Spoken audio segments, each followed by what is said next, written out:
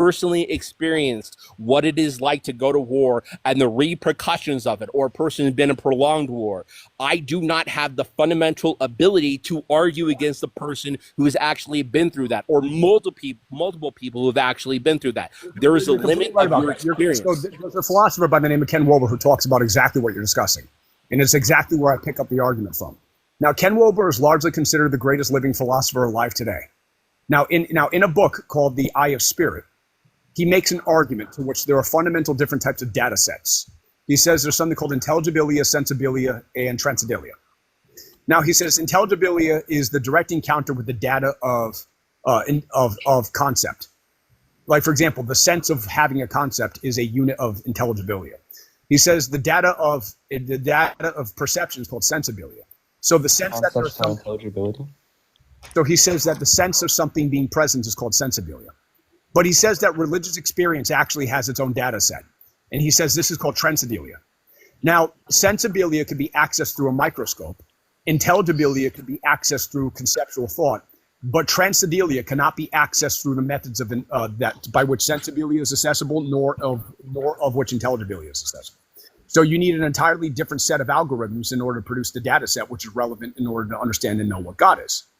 So he says religion itself is the actual system by which you put together the hypothetical frameworks to devise psycho-spiritual experiments for producing a data set called transcendentia.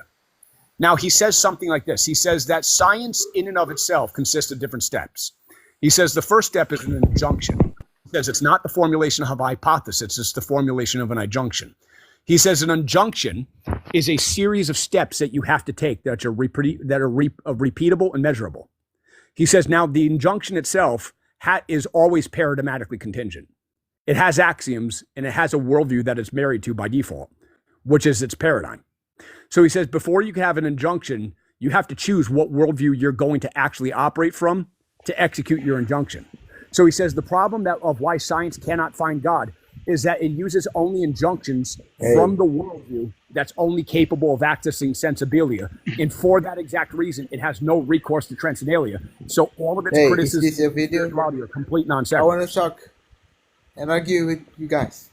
Give me a second. So I'm trying to explain something. So now what Ken Wilber says is that if you want to know whether or not God exists, then you have to follow the scientific method. And if you're not willing to follow the scientific method, you're not allowed in the discussion. And he says, here's the scientific method. Go into a church. He says, hold on. User, shut your fucking mouth. No one's talking to you. Okay. Wait. So he says this. If you want to know, God exists, but you don't have to follow the scientific method that you want to put together because you're not an expert. And you have to do it their way because they're the authorities. Now they're going to give you a paradigm. And that paradigm is going to be called one of 7 different paradigms. It's going to be called Hinduism, Buddhism, Taoism, Confucianism, Judaism, Christianity, Islam. This is the paradigm. You have to assume it true. He said from that framework of assuming the paradigm true, you then have to follow the injunctions that the paradigm describes for generating the knowledge that it produces. If you're not willing to do that, generating the knowledge that it produces. If you're not willing to do that, you are as irrelevant to the conversation as the Vatican trying to say there's no such thing as planets and they refuse to look down the actual telescope looking at the moons of Jupiter. You're not willing to look down the telescope. You don't get to you're not included in the conversation. You're an idiot. You don't know shit and you refuse to look down the telescope. So we don't have to even listen to you at all because you are out of your lane. So if you want to know whether or not God exists, here's how you do this. Join a monastery and pray for 8 years. If you're not willing to do that, shut the fuck up. You can't know. The people who can't know are the ones who are willing, the ones who did it and got it done, and they had the result. They looked down the telescope, they saw the data, and they passed it along to other people who put the work, and now they're having conversations with it that will forever exclude you. You're not allowed in that conversation because you're a nitwit. I love that. I usually try to be more sympathetic, but no, so much truth there. So much truth, but Deathless, if somebody said, well, hang on. If somebody asked you, That's that to know God, you have to use this four-sided triangle. Right? That's what I think you're offering. Fuck You're you. offering some. Here's how we're going to say that. Wait. Hang on. I've been listening for a long time, right? I've been thinking about your view deeply, right? And let me know if I'm representing it correctly. It's something like that ultimate reality is a self-conscious theory, like a logos that includes all perspectives and grounds itself. Something like that, right? Okay. I'll tell you what my idea is. No. I've heard it. I just want to make sure I'm like summarizing it in a coherent way. Hold on. And I think that's actually the key issue. One thing is like 5 seconds. Oh my God. 5 seconds. I Okay. will say it differently. I will say that differently, vastly differently, but I'll let Deathless. I'm talking to Deathless right now. So this is my perspective. My perspective. You got it wrong. It's already wrong. You're already wrong. The ultimate reality is a self-conscious theory, a logos that includes all perspectives and grounds itself. That's not my whole what you're view. It's not my whole Well, view. I know it's not your whole view. Your whole view is like 38 minutes long. This is what I'm saying. What I'm saying is that if we're going to describe it correctly, I would say it this way. God is wholly divine reality. And that's the only argument I need to make. Everything else can be derivative from that proposition. So holy means this. Holy means omniconsistent. Yeah. Divine means parachoretic. It also means fractal. So if I say that God is wholly divine reality, I'm saying that every single element in that is a fractal recursion of every other element in the proposition. And I can actually hold on. I can explain it very simply. I'm saying this. God is the now. I'm going to tell. Hold on. I'm saying God is the logical structure of all conceivable experience imaginable. Yes. Yeah. That's fine. But if that's the case, then this logos is already operating within a deeper structural framework. It's not the source of those rules. That would be it's bound by them. That would be predicted by the theory. Yeah, and more. Yeah, but it's not the source. It can't ground these things. No, it can't. It operates within them. Hold on. I promise. Hey, hold on, Jones. I'm trying to answer something. Okay. And that's predicted by the theory. I'm going to explain to you how and why. Okay. My theory generates itself backwards through time, from the end of time to the past. Yeah, but that's irrelevant because it's not going to provide. You're providing a description. You're not grounding it. So you're not understanding. My description hangs from the ceiling. It doesn't ground. Okay. I can actually. What hangs from the ceiling? The only thing that's going to be necessary are these structural invariants, right? Of like identity, non-contradiction. No. Hold on. Let me. I promise it's like less than 30 seconds. Who is this guy? I don't care what he has to say. I care what he has to say because he was part of the conversation before you were here. Yeah. Okay. Yeah, so but I'm asking about your view, let me explain. Deathless. And I Deathless is his view, your view.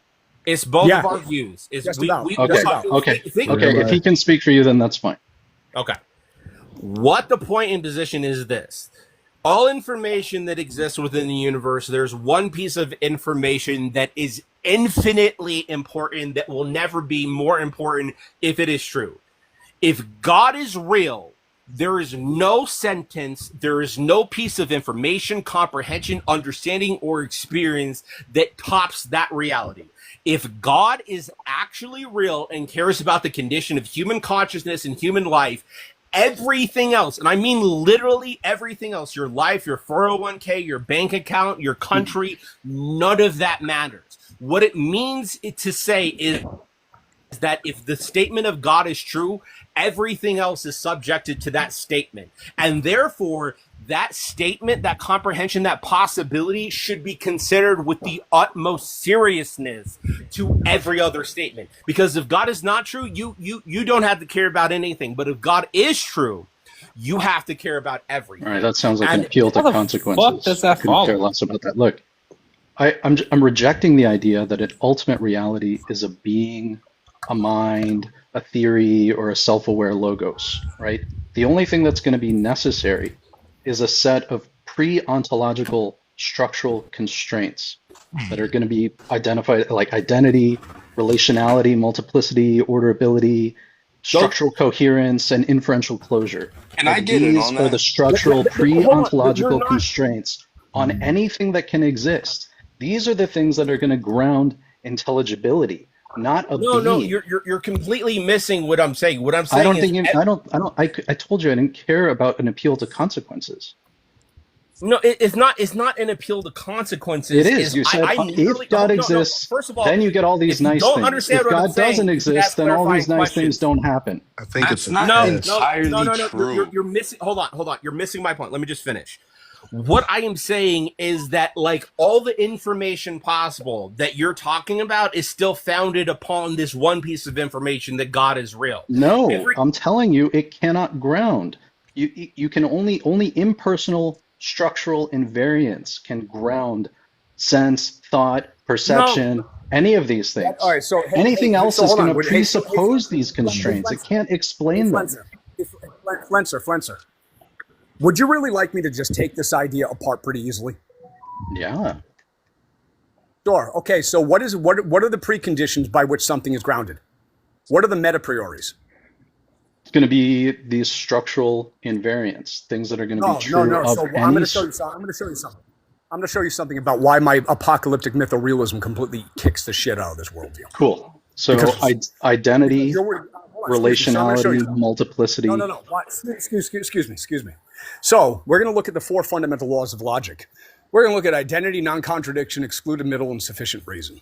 I don't hold to excluded middle, but go ahead. It doesn't matter. It's an irrelevant objection. Because even if you didn't, or if you did, the argument would still hold. Now, identity is itself specifically because there is an external set of parameters which constrain it to itself as an identity relation under the self-reflexivity principle. Now, because there is an actual abstract force which is outside of the law of identity, that these aren't abstract. These aren't abstract ideas. These are pre-ontological structural constraints. Excuse me. You're proposing a metaphysics that I don't hold to. I'm not. Look, here's what it is. There is an X that constrains identity relation to itself that is not in the jurisdiction of identity relation by definition. See, this is what you're not understanding. There is an enigmatic X that transcends the identity. There is an X is invoking identity. Excuse me. Pay attention to what I'm saying. If you're not referring to something and it doesn't have structure, it doesn't exist. Yeah, it's called the principle of omniconsistency. So watch me just destroy this. Okay. So now in meta logic, in omniconsistent logic, which I'm the father of and I've developed, and I'm going to explain it to you. Now, in order to be conscious of a contradiction, what's it called? Omniconsistent what? Omniconsistent logic. It's not published yet. Oh, okay. You're not going to find anything on it. But I'll tell you. Well, I'm proposing something called ontological admissibility theory, and it's also not published yet. That's okay. So in this particular instance, in order for something to actually have identity, there must be a set and a parameter by which you actually are aware of the sense of the proposition, the attitude of the proposition, and the mood of the proposition. Because if it doesn't actually have a determined attitude, sense, and mood, which I'm not sure if you know what those are with respect to actual relations and logic, it's not going to matter. You can't get to omniconsistency unless your system already satisfies my structural invariance. Excuse me, your system contradicts itself. No, it can't contradict itself. It grounds logic. If your system can't contradict itself, then the system cannot contradict itself is included in the system. And if the proposition it can't contradict itself is included in the system, and the proposition it can't contradict itself includes the concept of a contradiction, which by definition is a self-contradiction, that means we falsified your system because it just contradicted itself. What in the fucking tautology? You're just spewing word games right now. No, but it was just that easy to blow up. Does omniconsistent logic obey the law of identity or not? No. Does it obey non-contradiction or not? No. Then it's incoherent, and it doesn't exist. Straight up tautology. No, actually, omniconsistent logic, in my hypothesis, determines the various constraints by which paradigms of identity themselves are allowable. I like that, actually. I'd love to hear more. But it has to presuppose identity to do anything. No, but you're not understanding what I'm saying. It has to presuppose identity to do anything, or you're not saying anything. No, you're not hearing anything because you're dumb. No, So allow me to it's make it because simple. you're saying incoherent things. No, you You're don't. rejecting a principle of First of all, identity you're not and My invoking worldview, it at the same hold on, time my in your worldview- definition. My worldview, hold on, my worldview cannot translate coherently into your puddle. You are presupposing identity as you make this statement. No, I'm exopposing it from the end of time backwards. What? Okay, whatever. Whatever Right. you're doing. No, right. You're, So no, it's- no. you're- Here's what you're it. No, here's what it is. presupposing. No. These I'm conditions not have to be true for your I'm not. statement to make any sense. No, excuse me. Only in a time-forward scientific model, which I reject. My model This isn't about temporal priority. It's about metaphysical priority. It's about logical priority. It's about grounding. You're not understanding anything I'm saying at all. Yeah. You literally not. You're invoking temporal asymmetry. No. What you're doing is literally putting labels on my concepts that I created. No, But I'm they're your showing how concepts. they're still invoking my structural invariants to function. It doesn't matter what they are. You're not talking about anything I'm talking about. Whatever you talk about is going to Nothing you- presuppose these Okay, but five nothing- structural nothing- invariants okay. in some way, shape, or form. No. So But hey, this is the problem. Your foundation of logic cannot prove its own foundation of logic. You yourself, okay. I make a transcendental argument. This is a transcendental argument for the preconditions of intelligibility. How do you get the logic argument? Hey, St. Okay? Jones, I need you to be quiet for a second. I need everyone to be quiet here because apparently the only argument this guy has is talking while I'm talking. So Jones, let's go back into omniconsistent logic. I'm going to explain to you my theory. Now, the first principle is called omniletheon. Omniletheon is the transcendent unity of all conceivable fact and fiction. So that's the axiom. I begin from the axiom of all conceivable axioms that from an intrinsic explosion, everything is inferable. So now, because the only fundamental axiom that must necessarily exist at the foundation of all conceivable systems must be the axiom that all axioms have in common by virtue of the fact that they all have a property Why in do common. you accept the principle of explosion? Hold on. So Because it's irrational. So See, my invariants aren't even axioms. So excuse me. You don't even know what your own terms mean. Ha! They're not axioms in a logical or mathematical sense. You can formalize them as axioms within a system. Push pause. If they're not axioms in a logical sense, and axioms are by definition a logical sense, then they're not axioms, and your system falsifies itself. I said you can formalize them as axioms within a system, but they're pre-ontological constraints. They're not postulates inside of a system. They are not optional starting points. These are necessary structural filters on anything that can be said to exist. There's a contradiction in what you just said. No, you just haven't understood. No. I call them the sigma invariants. These are not axioms within an ontology. You need to listen. These are not axioms within an ontology. They're transcendental structural constraints that make any ontology viable. Where do you get the word ontology from? Shut the fuck Ontology up. doesn't just exist in the universe. Ontology is a direct. Ontology is a direct. Jones. Is that what you're holding on to, Jones? You're making. Jones, yeah, thank you. So Thank if you. you have axioms that can be translated into a formal ontology that don't exist in an ontology, and therefore they cannot be translated into axioms in a logical or an ethical sense or in any philosophical sense, You're misunderstanding already. then the term axiom itself is a logical fallacy of a misnomer. False. The term structure itself is a logical fallacy of misnomers. Because structures are definitionally interrelations between axioms. False. Sorry, you lost. And it was Let that me easy. give You're the you, one who's lost. you're familiar with, do you even know what I mean by a structural invariant? Yeah, I do know what a structural invariant is. You're talking about an absolute structure that stays consistent across all planes of reference from all perspectives. Right. And the way that they constrain ontology is going to be similar to, you're familiar with the bridges of Konigsberg paradox or example? Yes. Okay. It's just like in graph topology is going to determine whether a path covering all bridges and a possible Non blah, sequitur. blah, blah, right? Total non sequitur.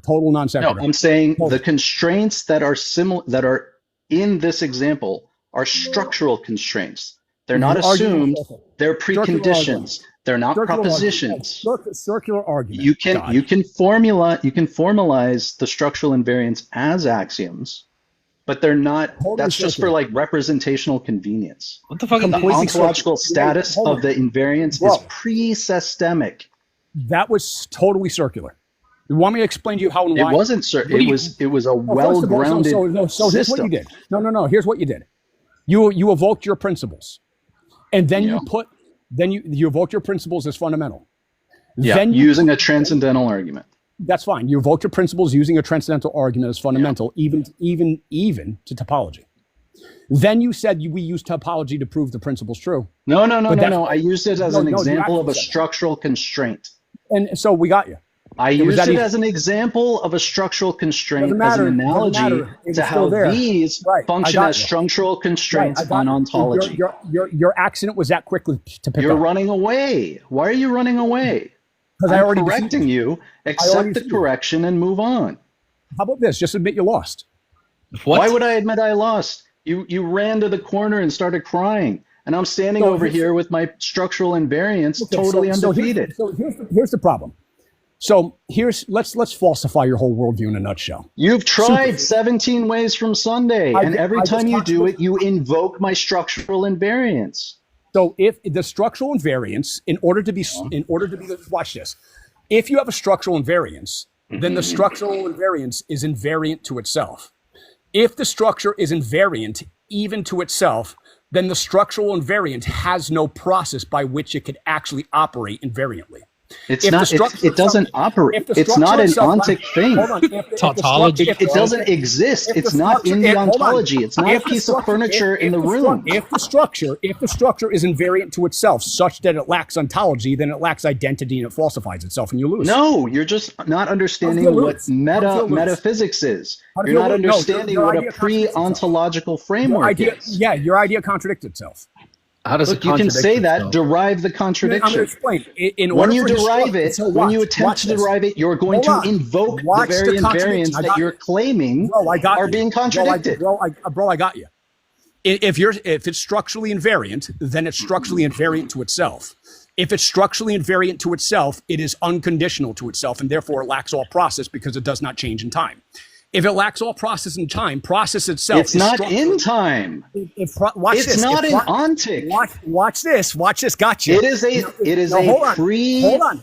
pre-ontological Watch. structural filter. I'm glad you Get said that. Get that. your I'm mind glad around you said that. that because you just made it even worse for you. Watch. Okay, you're Now, gonna if switch you- to now, if- try to now, get an if you're armbar. stru- now, if Switch now, to a if- triangle. if Go your for the structural- guillotine. You're if just your stru- failing. If your structural invariance is invariant to itself, so it doesn't even exist within time, and the definition of existence is to exist These are within time. pre-ontological, crazy man. Now, if it's pre-ontological, that means it comes prior to structure, and that's still a spatio-temporal. Logically prior, Begging the question. Yeah, not that's begging the temporally. question. Again, I got you. How's no, it you loose? didn't. You got nothing. I got you. You're digging in the dirt and you're pulling How up does it feel worms, loose? and you're like, look what I how does it got. feel And I'm loose? saying that's not what I'm How does it talking feel loose? about. I don't care about your worms. How to feel lose? I got you. You didn't even win I- anything, dude. The only Dude, thing how- that I you just- were using was Dude, how does it feel? I topology for just your broke your arm in argument. that armbar. It's like I a just broke your botchering arm of in that Platonic, like I just Platonic broke- I just relational. broke- That's I your broke your own arm in that armbar. You got Yeah, but I just- yourself in a yeah, guillotine, man. I'm sure you think You've that. choked yourself out. I'm sure. Hey, I'm let me sorry. ask you: is your structural invariance structurally invariant? What the fuck does that even mean?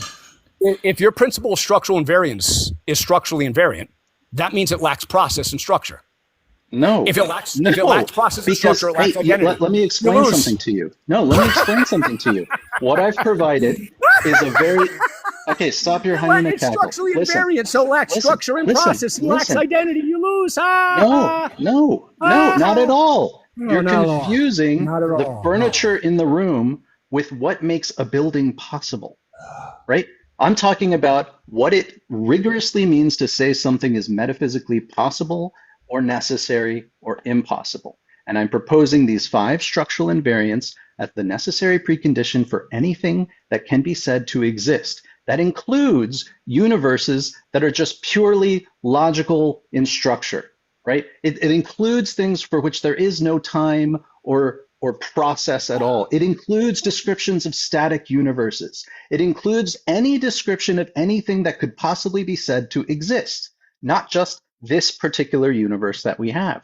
It is pre-ontological. It is the gatekeeper for anything that could be said to exist, because for something to be coherent as something that can instantiate, it has to obey these 5 structural invariants. If it misses out on even one, it is a pseudo concept and fails instantiation. That was just nonsensical at all. Like, this is why they call him Tautology Tom. Did he run? That Well, it seems like fucker. he dropped. He just laughed before he left. He says, bring me up. Thank you. Okay, so I'm gonna look. Here's the. Did you argument hear what I against Sterling. said? Yeah, I heard it. It's riddled with contradictions. It was a contradictory mess of Wait, horseshit. so what's the P and Okay, not P? derive the contradiction. Go ahead. Sure. So if it's the case that ideal evidence or ideal explanation and ideal certainty together, well, let's put it this way. What the fuck are you talking about? What- I never said any of those things. Derive the contradiction from my 5 structural invariants as the ontological precondition for anything to be said to exist at all. It has Cool. nothing to do with time. It has nothing to do with process. Use the So words here's that the- I used and derive a contradiction. Sure. Precondition by definition is a condition. That means a precondition by definition is a contradiction to itself and therefore falsifies itself. It's not a contradiction. This is your. Repeating statements, dude. Now, in this particular instance, because you actually attempted to establish the absolute fact of a precondition without including its necessary negation as intrinsic to the definition with respect to how universals and universals in particulars interrelate across an adjective rule set, you built in an intrinsic contradiction at the foundations of your system, specifically because dualistic propositions are impossible to make outside of a framework of space and time. Doesn't matter. It applies to either a dualistic or a monistic framework. It does matter because Look, monism. you're just equivocating on the word condition. There's a categorical difference between a condition. Listen, there's a categorical. I'm going to explain to you how you're equivocating, and then you can agree or disagree. But there's a categorical difference between a condition within an ontological system and a structural constraint that makes any system possible. That's a contradiction. It's like saying the rules of the game are just a move. You're saying that the rules of the game are just another move in the game, but they're not. They're what makes the move count as a valid move in the first place. If a proposition occurs outside of an ontological system, it doesn't exist. That's it. No, the ontological system exists, but the preconditions for them are not an ontic. They're not a piece of furniture within the ontology. They're a precondition for any ontology to exist.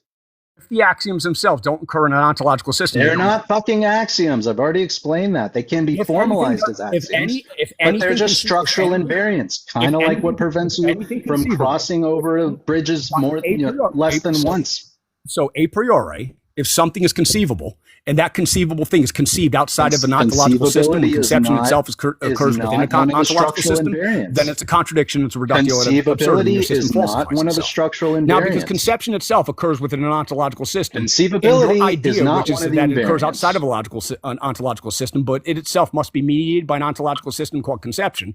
Your ontological system falsifies itself on pain. You're not understanding what metaphysics is. Look, there's no self-refutation here. The sigma invariance that I'm proposing isn't a proposition being asserted within the framework. It's the precondition for there being any framework. This isn't a metaphysical claim about an entity or a state of affairs. It's a transcendental constraint on what must hold for anything which to be means at the intelligible at all. foundation of your system, you're appealing to. You're just equivocating. No, can I add one thing? You're equivocating. Framework in order to hold itself together. So that's a contradiction in your terms. It's Can I add one thing? You don't have a pre-framework. coherent theory. It contradicts itself. It's not a framework. It is a pre-ontological. Before If you the have a framework exists, If you have a framework, then the it framework has itself to is a adhere noun. to these invariants. Nouns are objects, and all objects are governed by the principle sufficient reason. That's a Every noun that linguistic exists has a bullshit cause. Your gloss that you're framework is a putting noun. on Your stuff. framework You're exists. You're Therefore, your confusing framework linguistic exists to its own artifacts causes, with ontics. which it's supposed to explain. So it's just a reductio ad absurdum. You're just confusing language. Just 30. I promise. Oh yeah, go ahead. Okay. Yeah, Thank speak. you. The point Clarify. that the point that I think is like highly important is this: were you born with logic?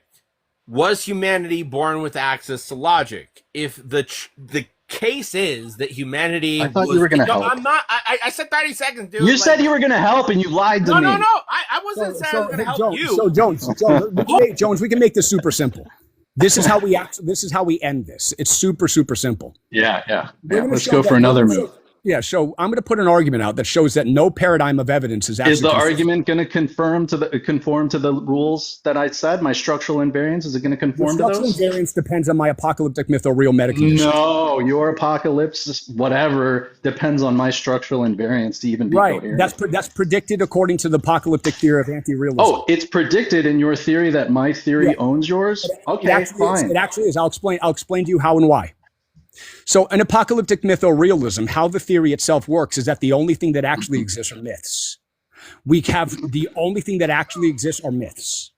Now, if it's a myth, if it's a myth that my apocalyptic Do myth these or myths realism, conform Hold to on, excuse me. identity, non-contradiction, hold on, I have a orderability, inferential closure, and coherence, or not?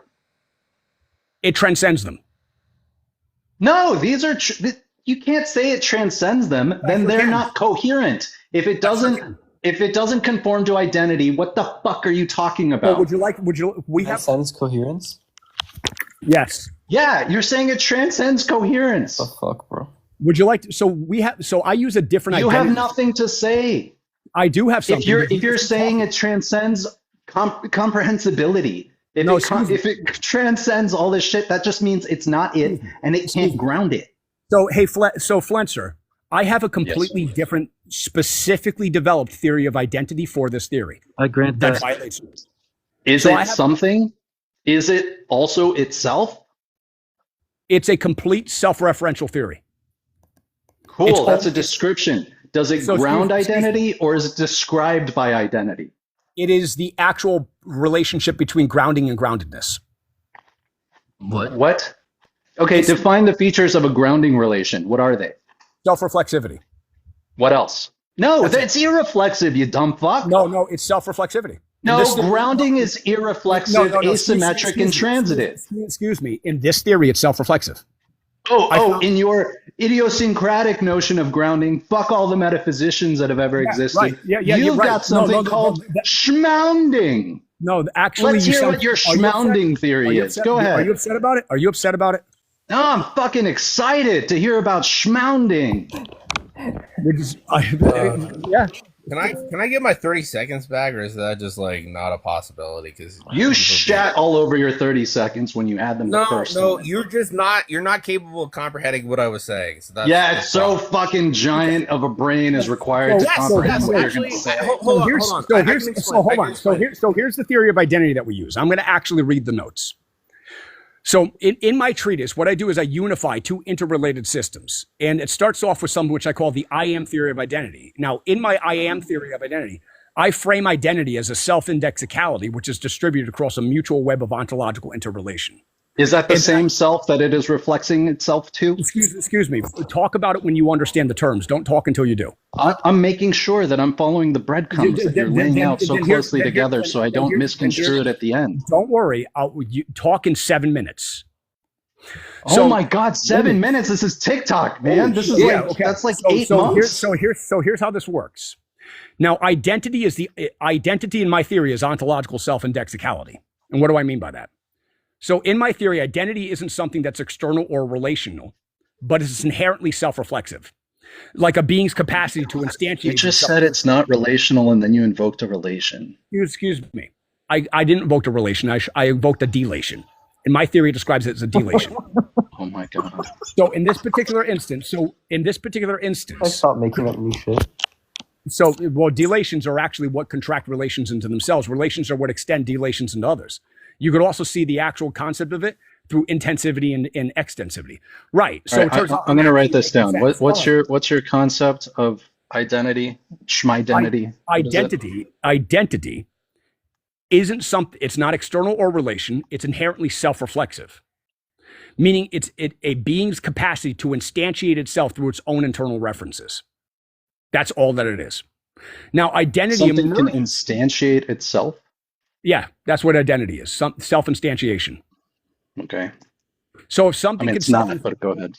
No, that's actually what my theory is. And if it's my theory, then it is in the theory. Right. Okay, so why do you use the word identity? Why don't you use a different word? Because identity is pretty. Well, but it's confusing. And is it Well, intentionally confusing? It sounds like a problem I don't have. Maybe you have that problem. I don't. So No, in I this, mean, it's not used by anyone anywhere ever like doesn't that. matter. You're using, Doesn't matter. you're using a word, I'm and it unique. just causes confusion. I'm No, I'm unique, just thinking that if you want to share this with anyone, not you, I'm unique, special, you and use a creative. different word. No. I'm unique. Otherwise, No, otherwise you're enabling an equivocation. Because you're just going on, dude. Like, Here's what I'm doing. I'm setting the new rules of how all words in this field are going to have to be used forever. Okay. You're going to have to I use. got you. You're going to have to use my vocabulary. All right. So identity is inherently self-reflexive and self-instantiating. Is that what you said? Identity is the property of self-instantiation. Right. That's all that it is. So if identity is the property of self-instantiation, identity is that property which points at itself.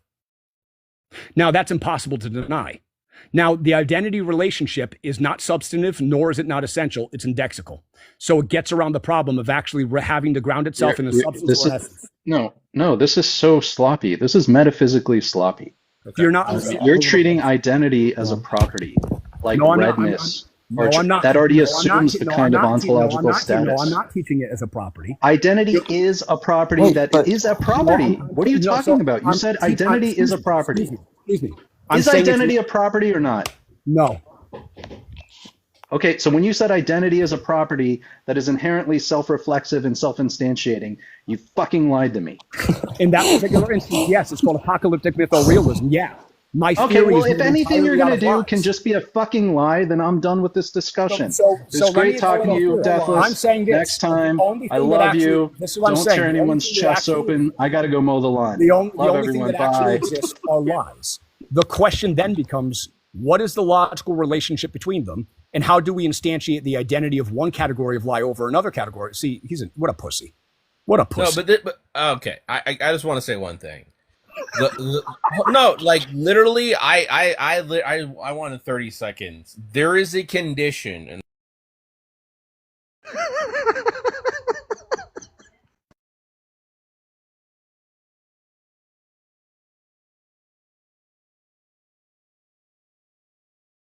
seconds in time dilation. What the fuck just happened? A whole lot of nothing.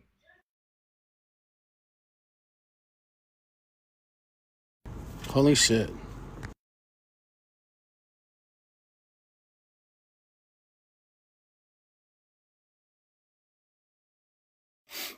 It's not a relation, it's a delay.